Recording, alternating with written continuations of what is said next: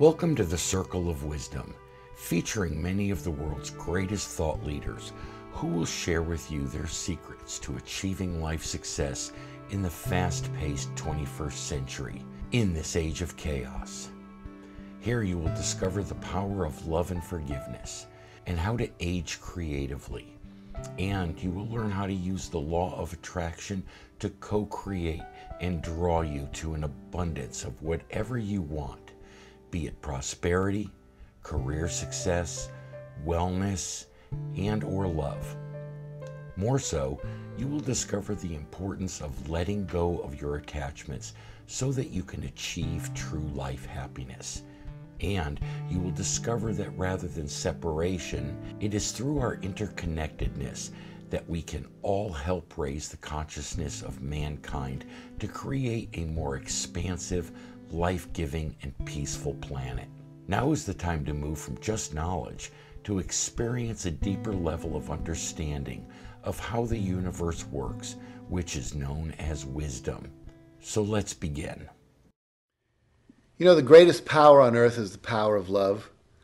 If you choose to come from a place of love, you choose to express love, love being a choice. We think that love is something that is evoked from us. You know, a little child's cute, so we love them, or the cat's really cute, so we love them. But love is a choice. You know, you can love for no reason. You can simply love because you choose to love. I remember one of my spiritual teachers once saying, you know, the sun doesn't come over New Orleans and go, ooh, New Orleans is bad, I'm not going to shine on New Orleans today. The sun just shines because it's the nature of the sun to shine. And it's really our nature to love. And if we allow ourselves to remove all the blocks to that, all we ever get back to is this place of inner peace and inner radiance of love and joy. And so what I found is when I come from love, whether it's with a neighbor who's complaining about the leaves of my tree falling into their lot, or my son who's very upset with me, or someone who's not happy about what's going on in one of my seminars, or one of my staff who thinks I maybe didn't advance them like I advanced someone else and is upset. If I really look at that person from a place of love, and really try to understand what their experience is and come from a place of compassion, my experience is it always moves toward a resolution and peace. But when we're in fear, which I believe is the opposite of love, I think the opposite of love is not hate, it's fear. And fear then will produce behaviors we call hateful. But basically, I'm either afraid I'm going to lose something, which in truth is I have nothing to lose because who I am is right here no matter what goes on outside of me. Whether I could lose my house, my reputation, my money, and I've done all those things at different times in my life. But who I is immutable. It's infinite. It's always there. It doesn't go away.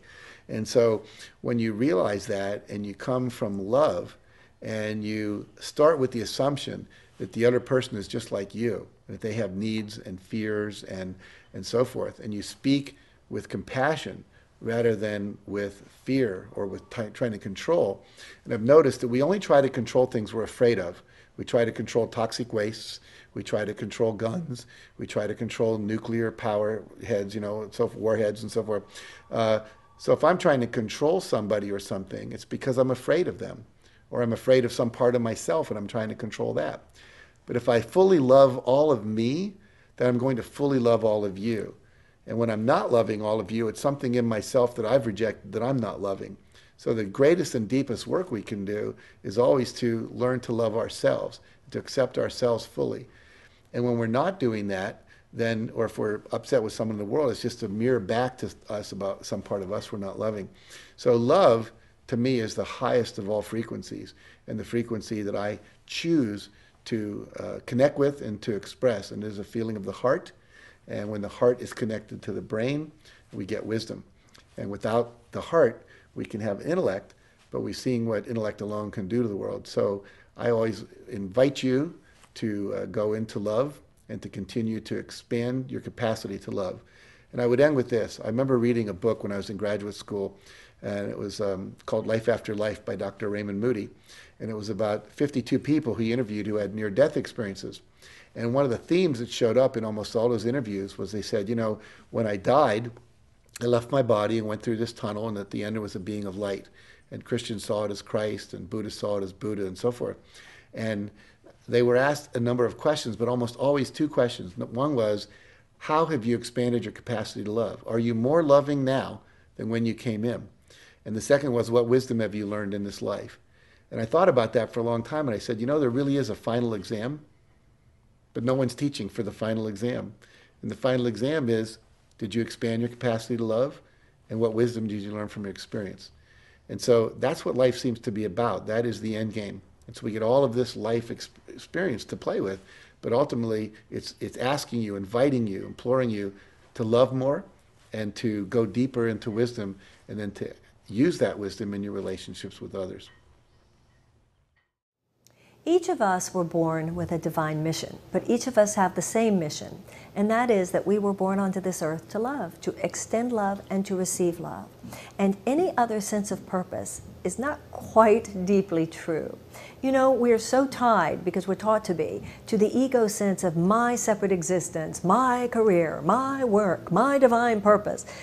All this my stuff actually is part of the ego confusion. It's not about me, it's about we. It's about the fact that we are all here as faucets. God's the water, you're not the water, you're just the faucet. Now, for some of us, the means of expression, the faucet is the arts. For some of us, the faucet is business. For some of us, the faucet is science. For some of us, the faucet is education. It really doesn't matter. So when we go into this, oh, I want success as an artist, I want success as a scientist, I want success as a writer, whatever, we're actually off the beam of the spirit. And so expect lower results because you're not on a higher beam. The higher beam is, I am here to serve.